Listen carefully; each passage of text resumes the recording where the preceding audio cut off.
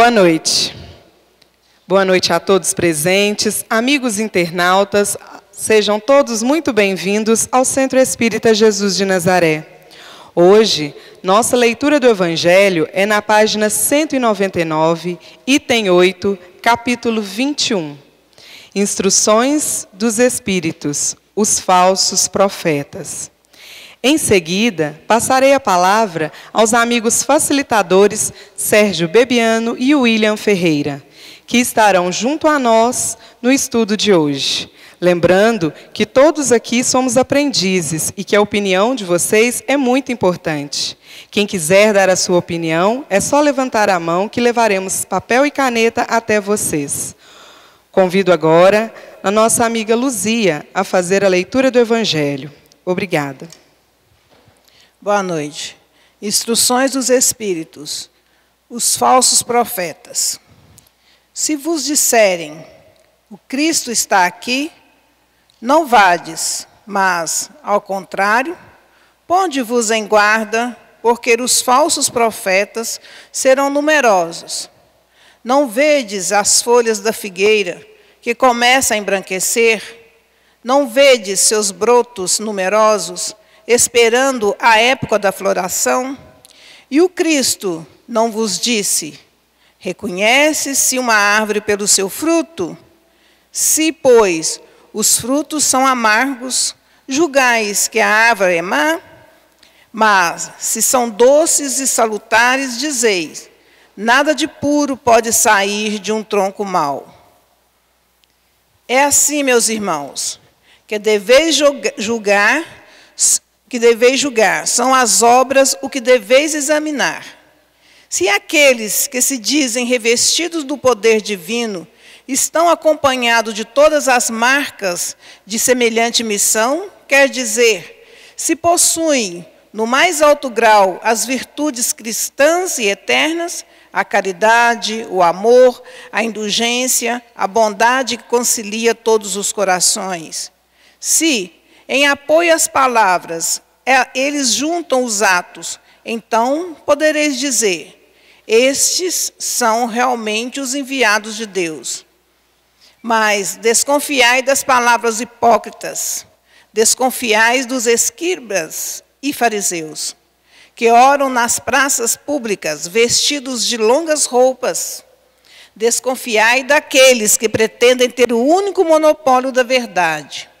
Não, o Cristo não está aí, porque aqueles que ele envia para propagar a sua santa doutrina e regenerar seu povo, serão a exemplo do Mestre, brandos e humildes de coração, acima de todas as coisas.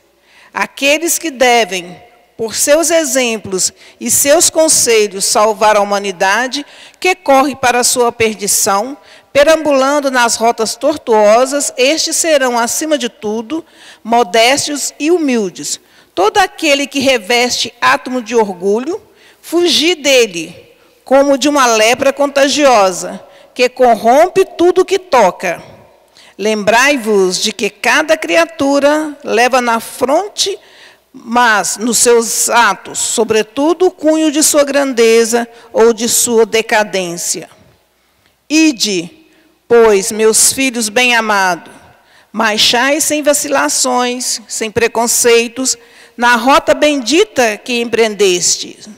Ide, sempre sem temor, afastai corajosamente tudo o que poderia entrevar a vossa marcha até o objetivo eterno.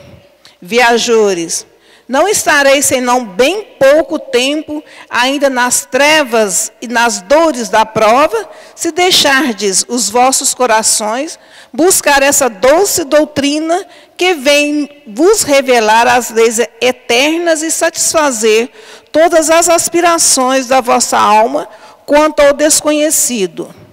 Desde o presente, podeis dar corpo a estes silfes fugazes que vieis passar em vossos sonhos, e que, efêmeros, não podia senão encarnar o vosso espírito, mas não diziam nada ao vosso coração. Agora, meus amados, A morte desapareceu para dar lugar ao anjo radioso que conheceis, o anjo do reencontro e da reunião. Agora, vós que bem cumpristes a tarefa imposta pelo Criador, não tendes mais nada a temer da sua justiça, porque Ele é Pai e perdoa sempre os seus filhos, transviados que clamam misericórdia. Continuai, pois, avançai sem cessar, que a vossa divisa seja a do progresso contínuo em todas as coisas, até que chegueis, enfim, a este termo feliz, onde vos esperam todos aqueles que vos precederam. Luiz Bordeaux, 1861. Muito bem. Queridos e queridas, uma boa noite a todos e a todas. Maravilha, é um prazer, uma alegria, uma honra muito grande receber cada um de vocês aqui nessa casa de amor, de paz, de luz, essa casa de caridade.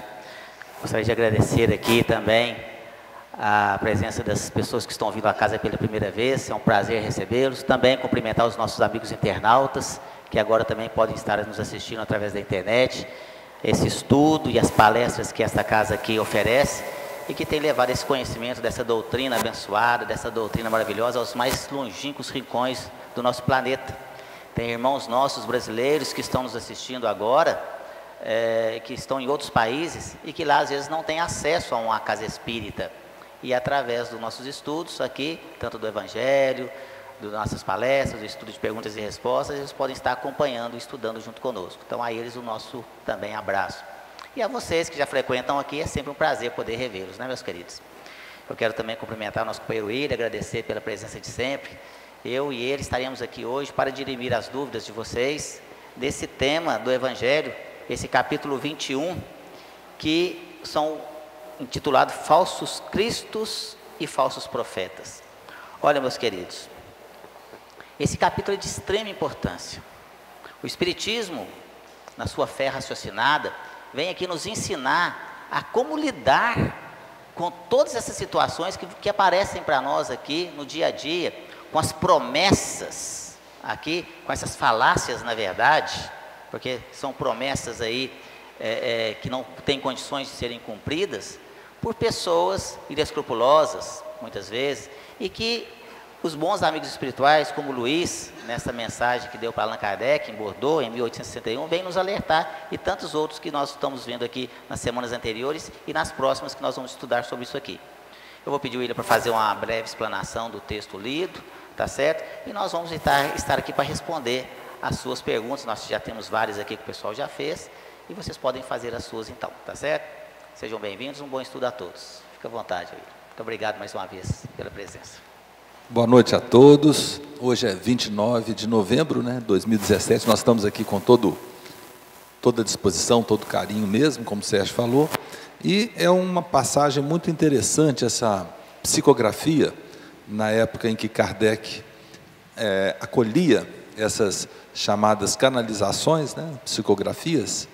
E essa psicografia ilustra muito bem a doutrina espírita, cristã, que fala dos falsos profetas. Interessante, a gente tem falsidade em todo lugar, não é verdade?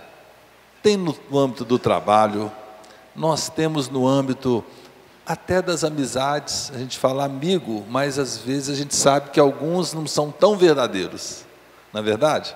A gente tem falsidade no âmbito, eventualmente, no lugar onde a gente tem alguma diversão, até na família, eventualmente, nós encontramos menos verdade do que a gente gostaria. Às vezes encontramos mesmo falsidades, né? E a gente lida com isso no dia a dia. Não adianta ter revolta, gritar, chorar, espernear, afastar das pessoas, falar assim, olha, aquele ali eu não chego perto dele. Não tem jeito de a gente fazer isso. Nós convivemos com muitas pessoas em vários locais diferentes, né?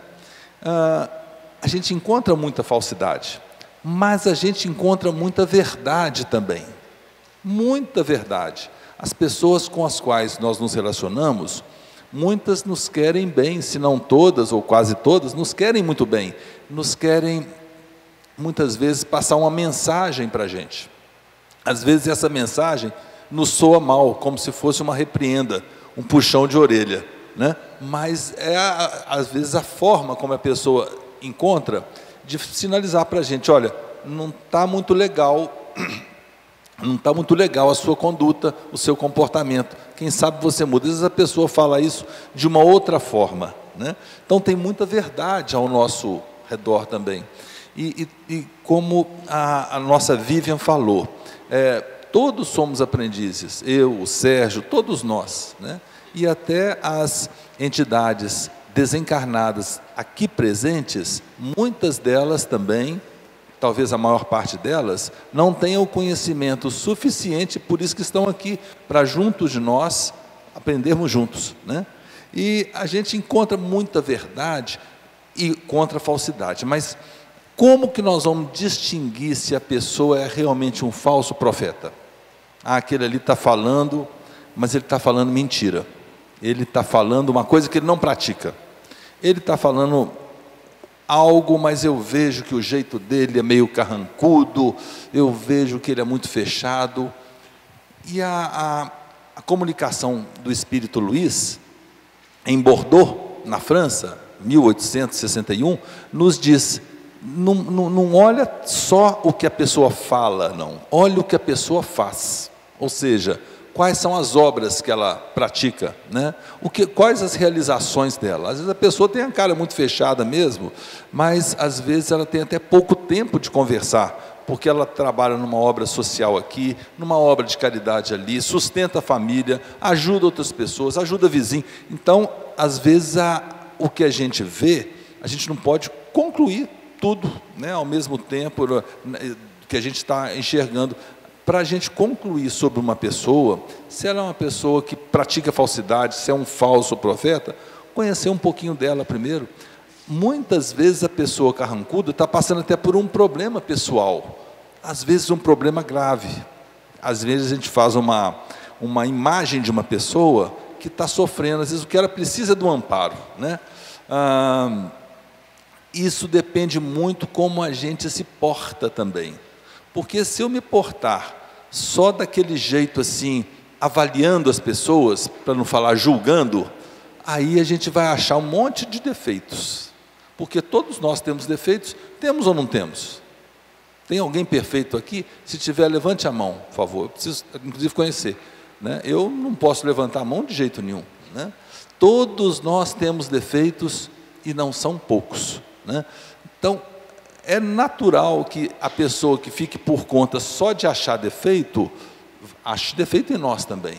Então, se a gente ficar nessa busca do certo e errado, talvez a gente fique insatisfeito, frustrado, não vai querer estar com ninguém, porque todos temos defeito, temos limitações, tem coisas que a gente não aprendeu ainda. Mas essa pessoa tem 60 anos, será que ela não aprendeu? Não aprendeu. Não, a vida não lhe facultou oportunidade ainda de aprender.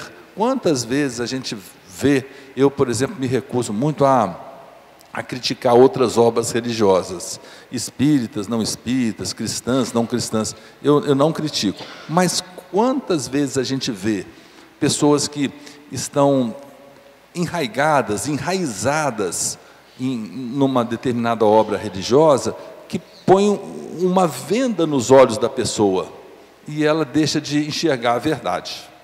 Por isso que a doutrina espírita, que abre as vendas, tira as vendas, a gente tem muito mais credibilidade com a doutrina espírita. Então eu fico pensando assim, nem todo mundo viu a luz ainda, viu a verdade ainda. Como é que eu posso falar que essa pessoa é um falso profeta, né?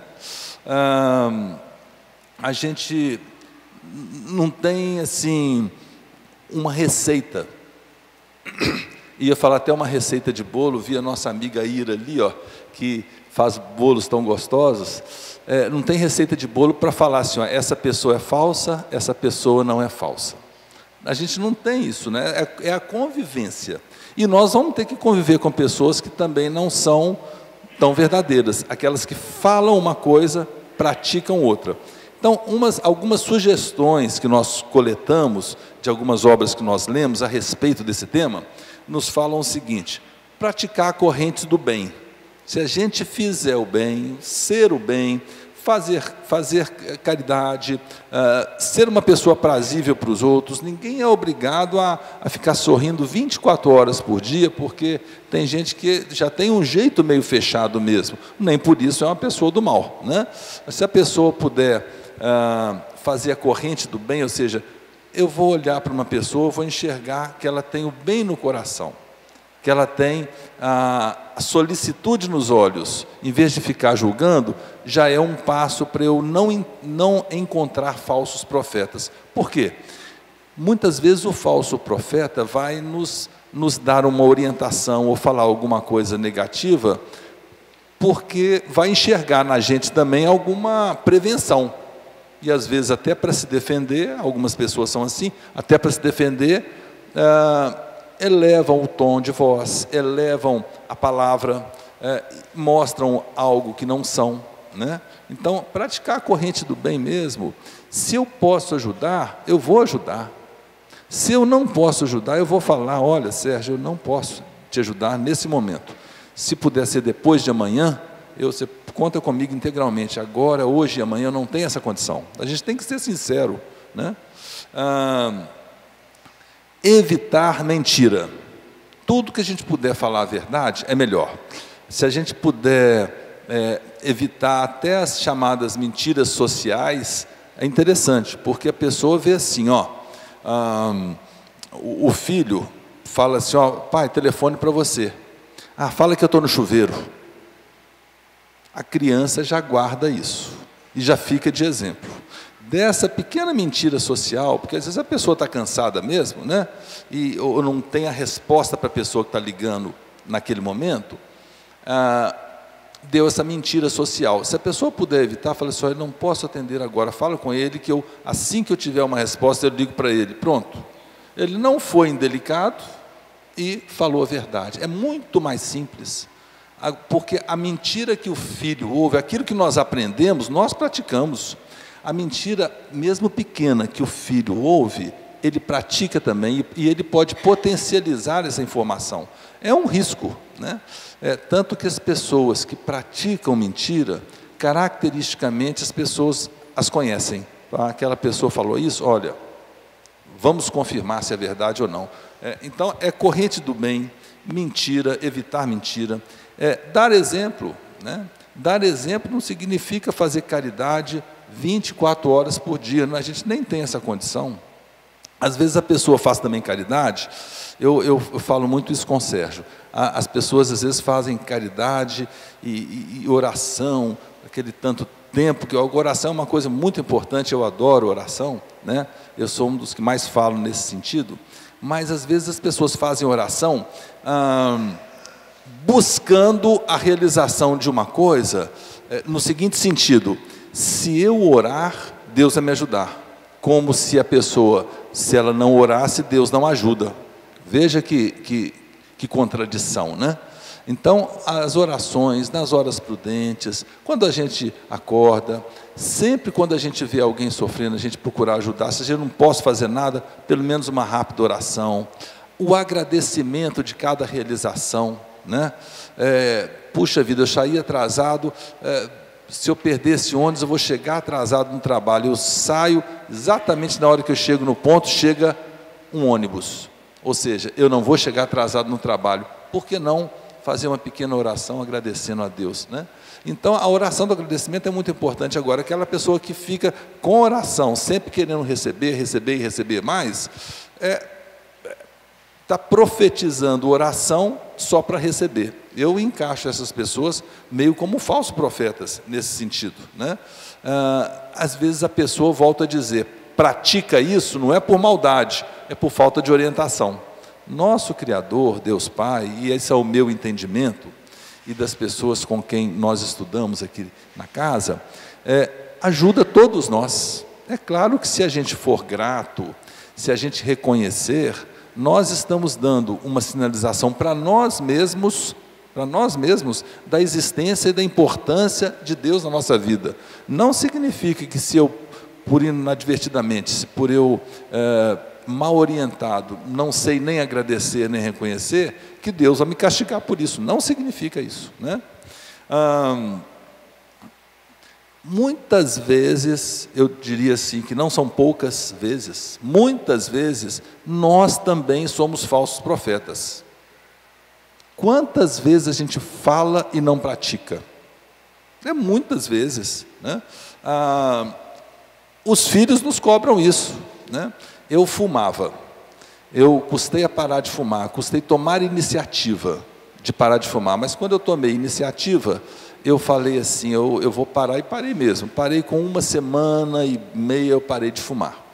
E meus filhos, de brincadeira, quando crianças, né, o Sérgio conhece, Larissa, Gabriel, eles faziam placas e escreviam assim: pai, nesse quarto você não pode fumar.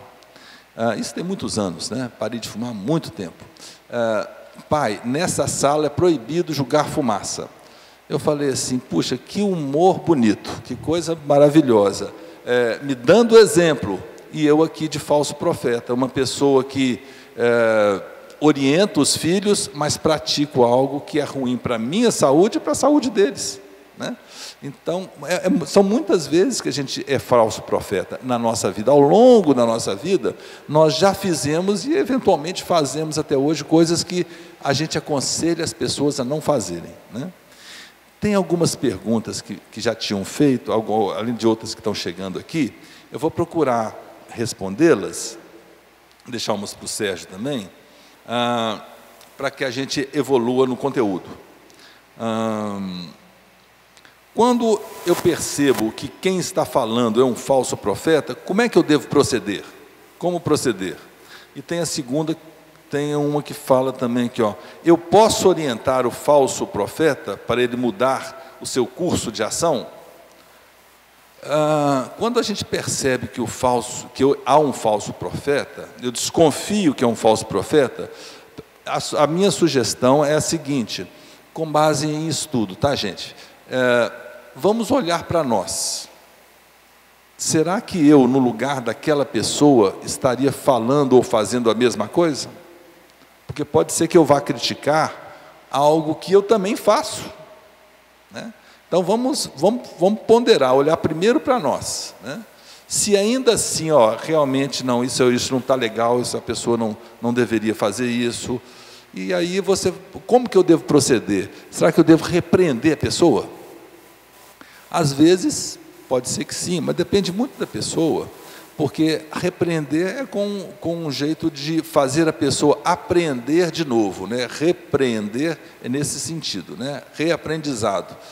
Se porventura a minha intenção é o reaprendizado, eu tenho que procurar uma maneira que eu não vou milindrar a pessoa, porque se eu milindrar, aí a pessoa cria uma repulsa, ela não só continua naquela prática, como cria uma inimizade. Então eu tenho que procurar uma pessoa, procurar uma maneira de, se eu for repreender para ajudar, que eu não milindre a pessoa que eu acho que seja um falso profeta, né?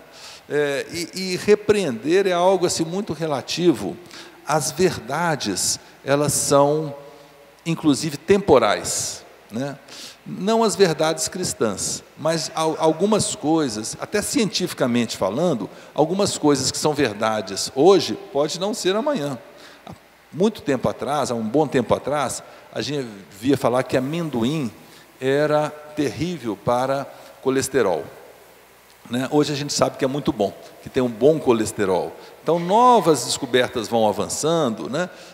Novas pesquisas vão sendo apresentadas e as verdades vão mudando. Então, verdade é algo temporal, com exceção das verdades cristãs, né? E a gente tem que prestar atenção na época que elas foram ditas, para a gente fazer uma comparação e não entendermos só literalmente, né? Tudo é muito relativo. Então, para repreender, eu tenho que ter muita certeza. Para eu ter certeza, eu tenho que estar próximo ali daquilo que eu acho que o outro deveria ser, ou seja, eu tenho que estar próximo da perfeição, né? E longe da gente ser perfeito, né? Tem uma outra pergunta aqui, Na época de Jesus encarnado, haviam falsos profetas, um monte. Nem todos eram falsos. Haviam muitos profetas, né? Mas muitos rabis, que eram os profetas da época, mas nem todos eram falsos. Eles pregavam também amor, pregavam amizade, alguns pregavam prosperidade, né? Nem todos eram falsos. Muitos pregavam com falsidade porque queriam atrair poder. E era exatamente o que Jesus não queria.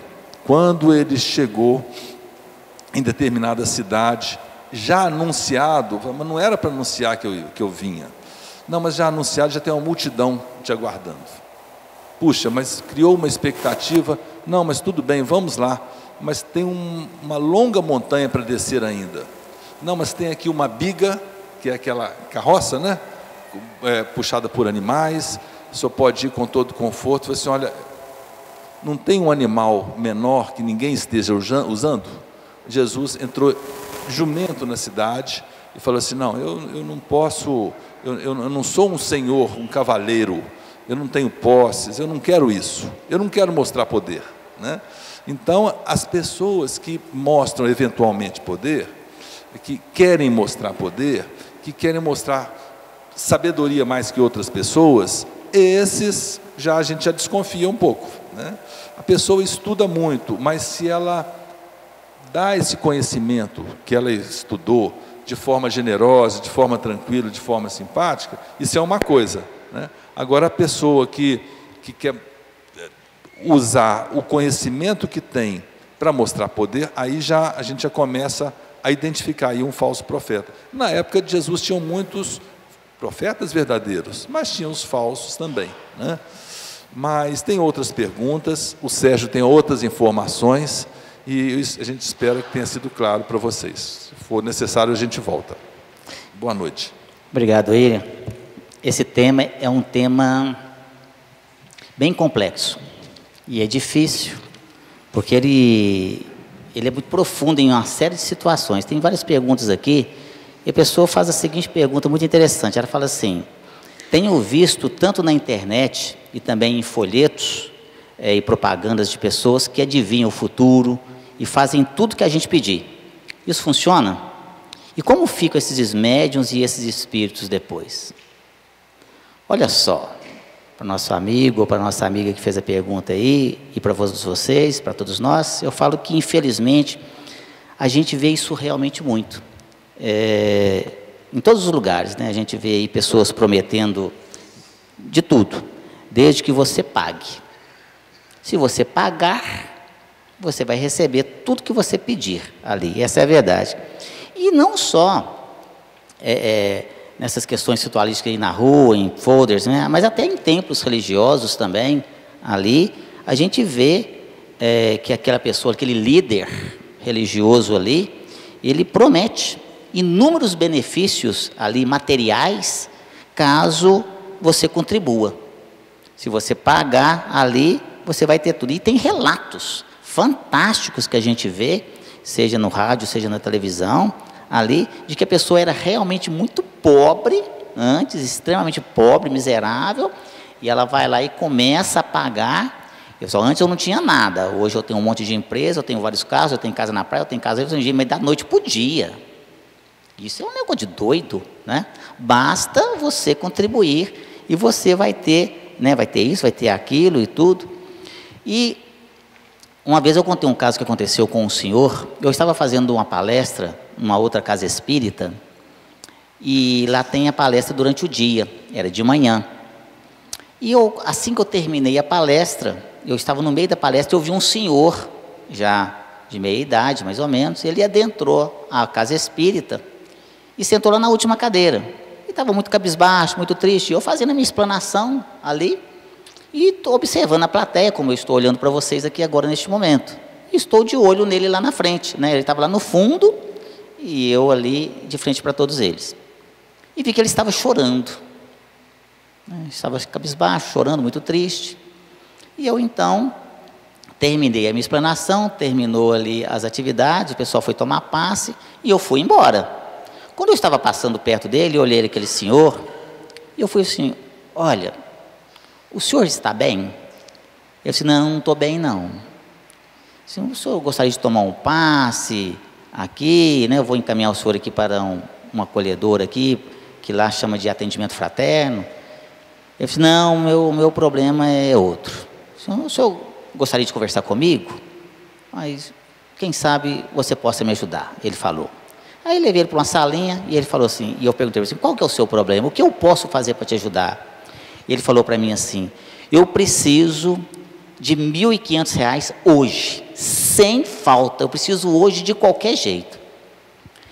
Eu perguntei para ele, mas por que o senhor precisa desse valor? Disse, olha, a minha vida está um inferno, eu estou desempregado, eu estou com problema na coluna, minha esposa está doente, a minha filhinha recém-nascida está doente, ela também está desempregada, minha esposa, nós vamos ser despejados, porque tem vários meses que eu não consigo pagar o aluguel, cortaram a minha luz, cortaram a minha água, e eu não tenho nada para alimentar hoje dentro da minha casa, e eu não sei mais o que eu faço. E aí eu falei assim, o senhor precisa dos R$ 1.500 para poder pagar suas contas e arrumar tudo? Eu falei, não, eu preciso de R$ 1.500 porque eu fui num templo, e o pastor falou para mim que se eu contribuir com R$ 1.500 para Jesus, Jesus vai resolver meu problema. Jesus vai acabar com todos os meus problemas. E eu vou resolver tudo. Eu vou ter meu emprego, eu vou ter aqui as minhas contas todas pagas e não vai ter nenhum problema. Mas eu falei para o pastor que eu não tenho R$ 1.500, que eu não tenho nada na verdade. E ele ficou bravo comigo. Como você pode negar R$ 1.500 para Jesus? Por isso que a sua vida está um inferno. Por isso que nada dá certo para você, porque você não dá dinheiro para Jesus. E eu estou desesperado, eu preciso de arrumar R$ 1.500 para poder dar para Jesus, porque aí eu vou resolver meus problemas. E eu olhei para ele com tanta pena, que ali na sua fragilidade espiritual que ele se encontrava, e ele estava crendo com muita fé que se ele pagasse alguma coisa para Jesus, ele ia resolver o problema dele. E eu falei com ele assim, olha só, eu vou ajudar você. Ai, graças a Deus, você vai me arrumar os R$ 1.500? Não. Aí eu falei, não, mas não vai adiantar nada então. Não, meu amigo, aonde que você mora? E ele então me deu o endereço, assim, você vai voltar para o seu lar, e eu vou lá te visitar. Porque a gente tem que tomar muito cuidado, sabe, meus queridos? Nós que trabalhamos ativamente na área assistencial, vocês não imaginam as histórias que a gente escuta aqui, nesta casa mesmo, que te leva às lágrimas. E em alguns casos, raríssimos, é verdade, mas já aconteceu, de que você vai ver a pessoa está melhor do que você, financeiramente falando, mas que utilizam da boa fé. Então a gente não ajuda nada assim, nesta casa a gente tem essa regra. Mas aí nós fizemos assim, aí eu entrei em contato com os nossos amigos da assistência social, arrumamos uma cesta de emergência e nós fomos lá visitar num bairro distante em Divinópolis. E fomos lá e a história era verdadeira. Tinha lá, a vela estava queimando lá em cima do fogão, porque não tinha energia elétrica, e estava toda aquela situação. Ajudamos ali no que podíamos, compramos gás, enfim, alimento. E eu então tinha um amigo que precisava de um motorista particular, arrumei emprego para ele. E aí arrumamos um dinheirinho para ele ali, ajeitamos as vidas dele, e ele começou a trabalhar, né? Arrumamos consulta médica para a filha, enfim, as coisas melhoraram. E eu falei assim, mas como que pode ter resolvido tudo se eu não paguei R$ 1.500 para Jesus? Assim, porque Jesus não precisa do seu dinheiro, meu querido. Às vezes algumas pessoas podem pensar assim, mas como pode ser tão infantil? Como pode ser tão ingênuo de acreditar nisso? Mas acreditamos sim, sabe, meus queridos? Porque a pessoa por não ter o conhecimento, ela se deixa se enganar, pela fragilidade, pela a emoção dela ali aflorada, e ela então vê aquela pessoa e acredita nas suas palavras, e acaba se deixando levar por aquela situação. Eu, na inauguração de um templo, eu fiz questão, porque tinha tanta polêmica, estava tantas notícias sobre aquele lugar, e eu falei assim, eu vou lá para ver, mas não no sentido da crítica, mas no sentido do aprendizado. Eu queria ver, porque eu estudo muito as religiões, aliás eu estudo todas as religiões, eu adoro estudar religião, eu tenho todos os livros, estudo profundamente e tiro muitas coisas boas de todas elas. E aí eu fui lá. E ali aquele salão amplo, maior do que este salão nosso aqui, muito confortável, muito luxuoso. E estava lá, né, a pessoa pregando e tal. E eu, no meu dia a dia, eu já trabalho de terno e gravata, porque é meu trabalho, né? Eu fico doido para trabalhar, ter assim, ó, uma camisinha nesse calor, mas não é assim, eu trabalho sempre de terno e gravata. Então, quando eu adentrei ao local, estava cheio de pessoas lá, trabalhadores daquela casa. E aí eles bateram o olho em mim, né? Eu acho que eles associam que o cara de terno e gravata é rico. Não sei de onde que o povo tira isso, né? Eu disse, opa, chegou ali, né? Aí ele falou, vem para cá, senhor. Aí eu fiquei ali junto com as pessoas. E aí eu fiquei observando. E o dirigente ali das atividades da casa chegou perto de uma pessoa lá e falou assim, nós temos aqui 2 envelopes, o rosa e o azul. Nesses envelopes vocês vão estar colocando as suas contribuições. Mas, observem, porque Deus está vendo quanto que você está colocando no envelope, hein? Não engana Ele não, porque senão você vai para o inferno. Veja quanto você tem na sua carteira aí, porque Deus vai te salvar e vai aquele negócio todo que eu não vou alongar aqui, né? E eu fiquei olhando aquele negócio. Agora nós vamos expulsar o demônio. E aí começou lá na frente, assim. E eu estava lá atrás. Eu tinha sido um dos últimos a chegar. E ele chegou, ele vai me permitir aqui. Ele chegou na cabeça da pessoa e colocou a cabeça assim e fez assim: sai, demônio! Mas o caboclo deu uns 3 capotadas, caiu lá na frente, né? E aí falou assim: saiu! E a turma, aleluia, nossa senhora! E eu falei assim: cruz credo, aí, né? E aí chegou perto do outro, fez a mesma coisa: sai, demônio! E o caboclo caía lá no chão, lá, saiu! Aí a turma batia palma e tal, assim. E ele veio fazendo, né? Eu falei assim: meu Deus, será que vai chegando em mim, né? E não deu outra. Chegou. E ele falou assim: você! Desse jeito, né? E eu quase morri de susto, né? O capeta tá dentro de você. Eu falei assim: Deus me livre, moço, né? Mesmo? Você tá. Mas você veio aqui hoje, nós vamos expulsar o demônio. Faça a sua contribuição, não se esqueça. Mas nós vamos expulsar ele agora. E ele vai ficar aqui, preso, né? Mas eu já tinha visto como é que ele fazia, né? Ele chegou e botou aqui a mão na minha cabeça, né? Aqui. E ele fez assim: sai, demônio! Aí eu segurei, sabe? Eu firmei o corpo, né? Dei uns 2 passos para frente, né? E olhei para ele e falei assim: saiu não. E aí, gente, vocês pediram o auditório, assim, né? E o pastor olhou para mim assim, né, com aquela cara bravo, né? Veio de novo, né? Aí ele: sai, demônio! E eu segurei mais ainda, né? Eu dei mais uns 3 passos para frente, segurei. Pastor, tem que estar feio, velho. Quer sair, não. Aí ele veio de novo, só que o pastor, ele era forte, assim, mais forte que o William aqui, do que o meu cunhado João lá. Acabou que tinha uns bração, e eu sou uma magreleza danada, né? Esse Hércules aqui, imagina. O caboclo pegou o braço dele, botou na minha nuca. Sai, demônio! Aí eu caí, né? Eu fui, não teve jeito não, é muito mais forte do que eu desci aquela escorregada e caí lá na frente.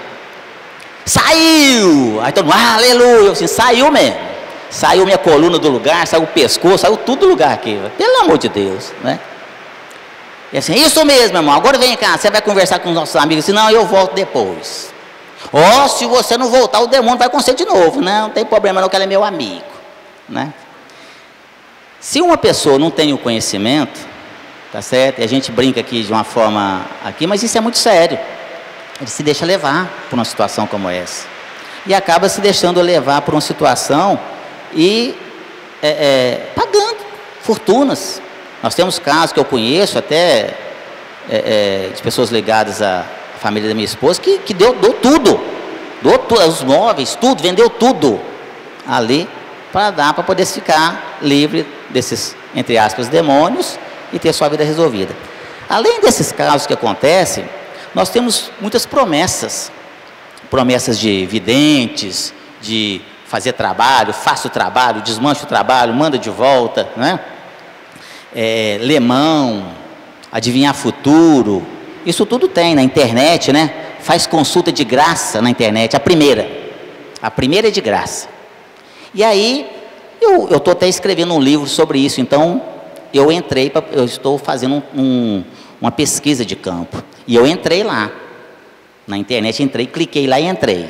Ah, mas você precisa de ver que beleza que é.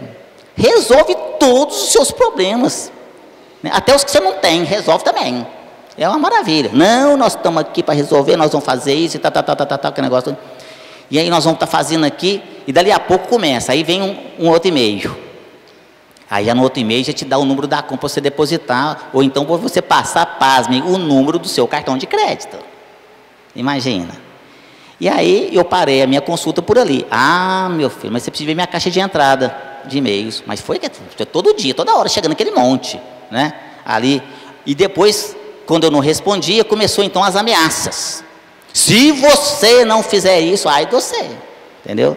Você está assim, está acompanhado, está aquilo todo, quer dizer, a pessoa que não tem conhecimento, ela treme nas bases, ela diz, meu Deus do céu, né? E, a ponto de chegar aqui, você vai ser morto, né? Nessa situação. E aí tem panfletos, tem outdoors, e como eu estou fazendo essa pesquisa, eu tenho alguns aqui que eu trouxe só para vocês verem aqui, olha só, terapia espiritual, né? Não vim aqui para mudar sua religião, mas para oferecer solução eficaz através do meu dom espiritual, judicial, olha você vê, é judicial, negócios, amoroso, familiar, frieza, vícios, depressão, aqui tudo. Se você tem urgência em ter seu amor, resolva em uma só consulta. Esse é poderoso, né? Resolve mesmo. Esse aqui, ó, fala, o doutor em espiritualidade pode mudar o rumo da sua vida sentimental, profissional, familiar e financeira. É uma coisa maravilhosa isso aqui, né? Os cantinhos aqui dos anjos, né? Numerologia, tarô. Está passando por dificuldade? Não perca mais tempo.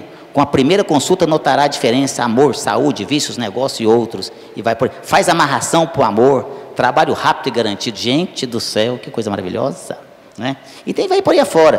Tem outro aqui muito interessante que fala: se você está sofrendo com problemas familiares, amorosos, sentimentais, espirituais, inveja, mal olhado, alcoolismo, ele faz tudo. Venha buscar uma luz para a sua vida através dos trabalhos aqui. Amarração para o amor, olha só, aqui, com uma só consulta já podemos te orientar, e vai por aí afora. Esse outro aqui é muito interessante: faz e desfaz qualquer tipo de trabalho com 7 horas de luz, tá certo? Ainda fala, todos os trabalhos são 100% garantidos. Que maravilha. Consultas individuais, você marca a hora, e aí vem, esse aqui fala assim, esse aqui é bem amplo, tá? Você vai resolver todos os seus problemas, por mais difícil que seja: amor, trabalho, saúde, vício, prosperidade, paz, união, felicidade, falta de lucro na sua empresa, que maravilha, vou lá. Ou lavoura, impotência sexual também, estresse, trabalho, né, afasta a pessoa indesejável e atrai a pessoa amada em poucos dias. Nossa Senhora, esse eu vou guardar separado que eu tenho que ir lá. Resolve qualquer coisa. Tem mais. Eles são muito criativos. Olha só isso aqui. Você tem problemas com amor mal correspondido, depressão, inveja, falta de paz, emprego? Não deixa seu comércio ir à falência. Gente, resolveu o problema do Brasil. Não tem mais crise. Olha só, traz a pessoa amada na palma da mão. Vai comer aqui, ó. Olha você vê. Que situação. Não destrua o seu lar sem fazer uma consulta com a irmã fulana de tal. Olha só. Aí vem... trabalho de mesa branca, faz e desfaz qualquer tipo de trabalho espiritual, a solução para qualquer tipo de problemas pessoais, comerciais, espirituais, amor não correspondido, saúde, inveja, vício, mal olhado. Atenção, realiza união de casais e faz amarração para o amor. Gente, quem está aí encaiado aí, está resolvido. E tem aqui, mais um aqui, só para a gente finalizar. Está sofrendo? Né? Quem não está sofrendo? Né? Pai Tício tem a solução. Benzo, caneta e vadimeco para o AB e concurso. Gente, que maravilha! Eu vou chegar com a canetinha, benzo e a caneta, e eu vou acertar todos os meus vestibular, concurso, tudo. Vou passar em todos.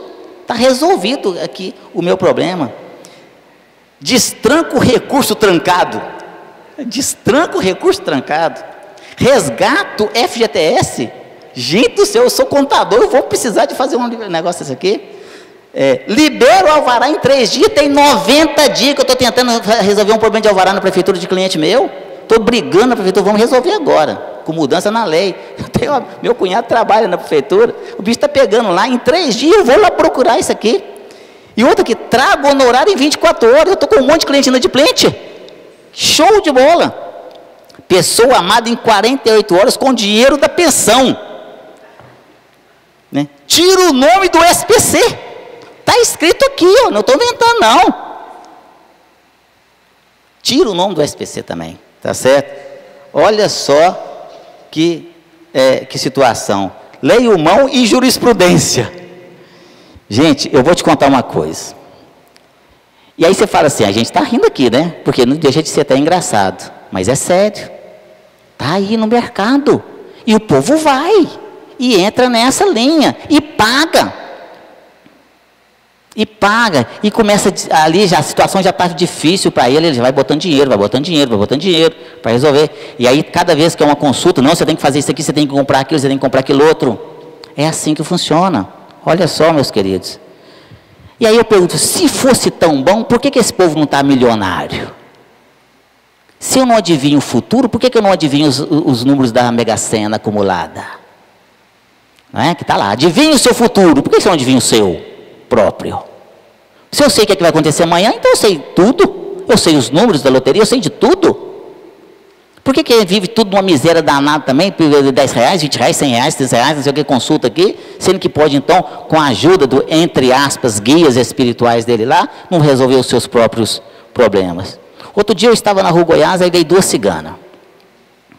Eu estava até muito apertado de tempo, aquela correria, minha vida é muito louca, né, gente? Minha vida é uma loucura.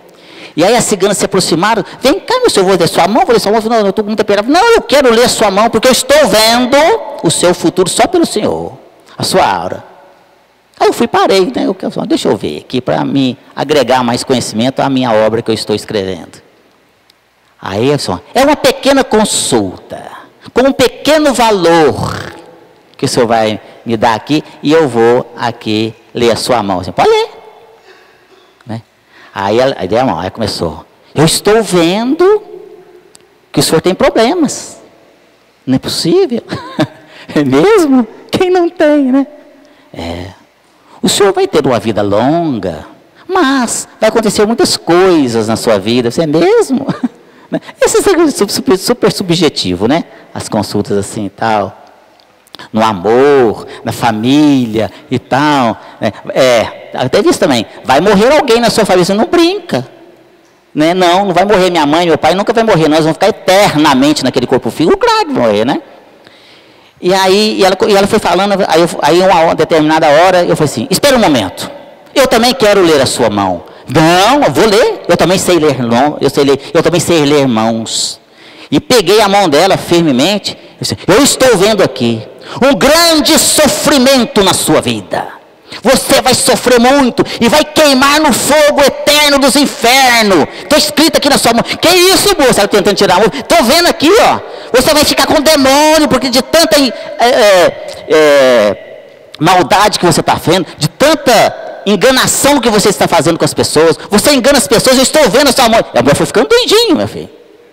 E tirando a mão, e eu segurando a mão. Estou vendo aqui, você vai sofrer demais. Está aqui, você não está vendo essa linha aqui, é do sofrimento, da enganação. Né? E ela, tá, moça, vai embora, eu vou. Né? E a pessoa vai e paga, para ler o futuro. Né?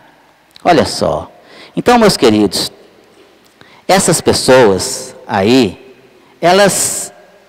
a gente tem que ter, na verdade, muito bom senso. A gente tem que estudar muito. A doutrina espírita, no seu tríplice aspecto de religião, filosofia e ciência, nos ensina qual o caminho a seguir.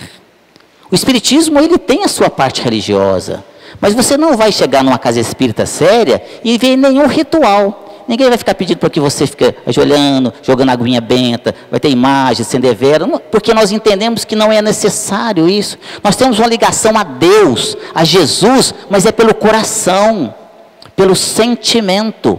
É isso que nós temos que fazer, meus queridos. E aí as pessoas vão por outro caminho. Então a doutrina espírita, na sua filosofia de vida e também na sua parte científica, que ela tem esse tríplice aspecto de ciência, religião e filosofia, nos ensina a fé raciocinada.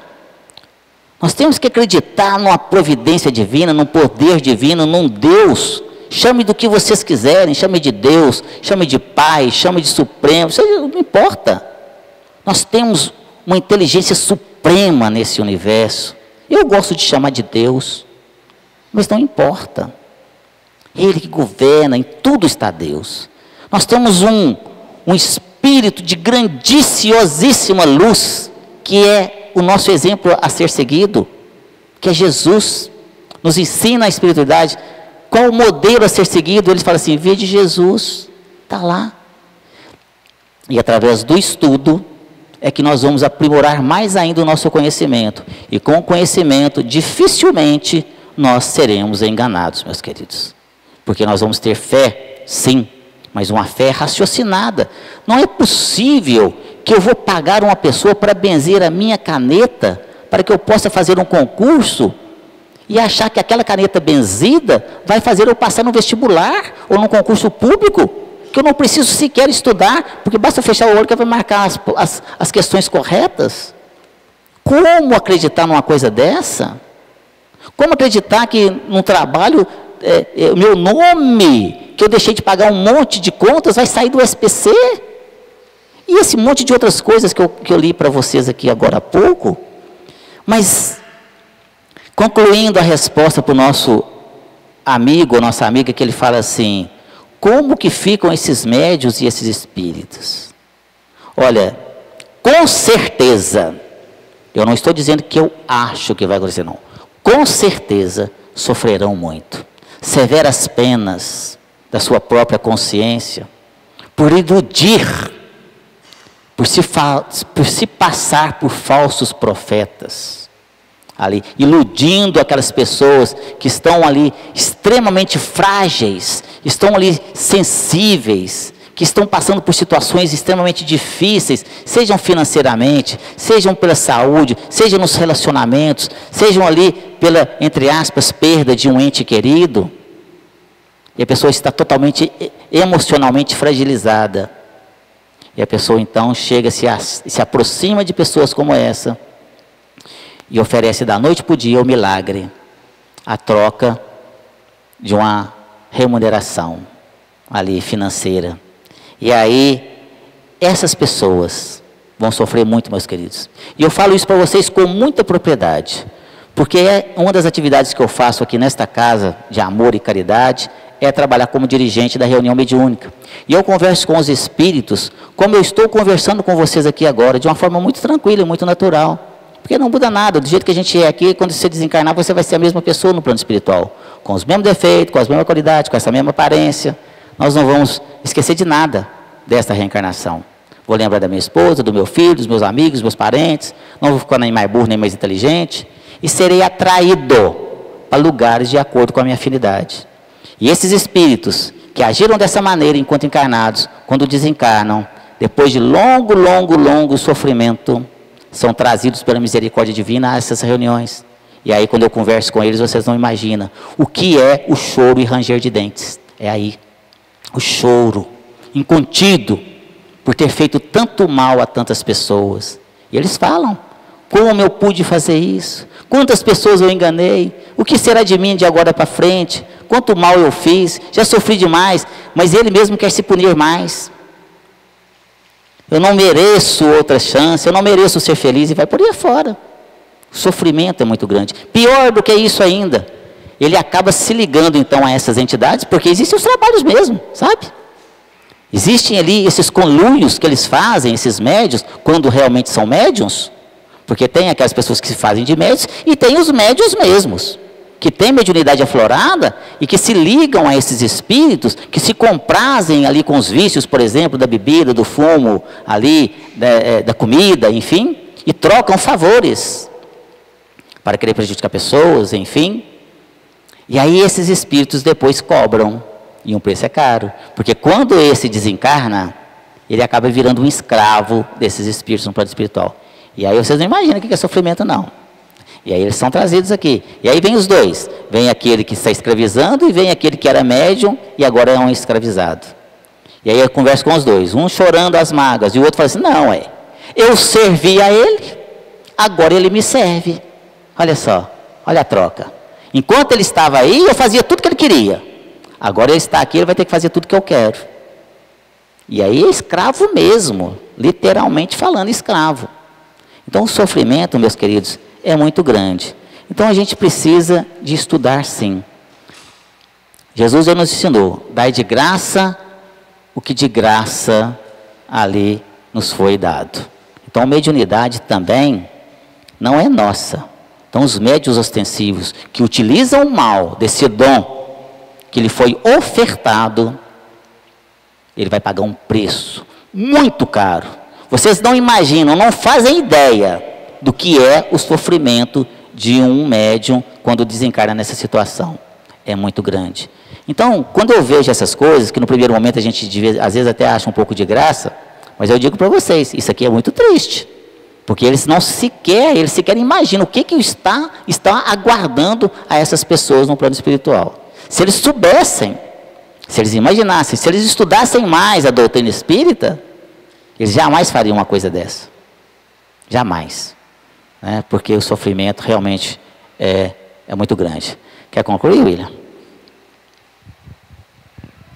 Eu gostaria de falar, em cima do que o Sérgio falou, que vários de nós, se não todos nós, em momentos em que a gente está com a emoção aflorada, com o sentimento aflorado, com uma dificuldade, né, Sérgio? A gente acaba caindo na lábia de um monte de gente. Às vezes não é de uma cigana, mas às vezes é de um advogado ou de um outro profissional. Então, tem jeito da gente espantar, de alguma forma, esses fantasmas negativos. Eu vou falar uma fórmula aqui que eu, de modo geral, uso, que é fazer um show nesses negativismos. Esse show é C-H-I-O. O primeiro, que é o C, vem, eu já contei aqui que eu estudo a vida dos santos cristãos, entre eles de Santa Teresinha. Santa Teresinha falava o seguinte: quando você está com um problema, você quer ficar livre do problema? Então corre e vai fazer caridade. Às vezes a caridade você não precisa de dinheiro, a maior parte delas não precisa. É um momento de atenção que você dá para uma pessoa, é um momento de carinho, ler uma página para uma pessoa que não sabe ler, fazer um carinho, uma carícia numa criança que está ali triste porque às vezes não tem um brinquedo, né? Nós estamos vivendo uma época agora comercial de Natal, né? Mas que algumas coisas a gente pode fazer sem gastar dinheiro, né? Então o primeiro é o C de caridade. A segunda coisa, honestidade. Honesto, não tem como ser meio honesto, né? Não tem um copo d'água meio cheio, meio vazio. Honestidade. Por quê? Para você ter a consciência tranquila. Se você tiver consciência tranquila, você vai superar os seus obstáculos. E esse problema sentimental, que a gente fica sujeito à enganação de outras pessoas, isso já fica neutralizado. Então é caridade, o C, o H, honestidade, e o O de oração. A oração, como eu disse, se a gente puder evitar de pedir, porque Deus sabe das nossas necessidades, sabe do que a gente quer, do que a gente precisa e do que a gente merece. Então, a gente fazendo oração, agradecendo e nos colocando à disposição do nosso Criador, é sempre bom. É o show, dá um show no negativismo. Tá bom? Boa noite a todos. Uma boa noite para os internautas também.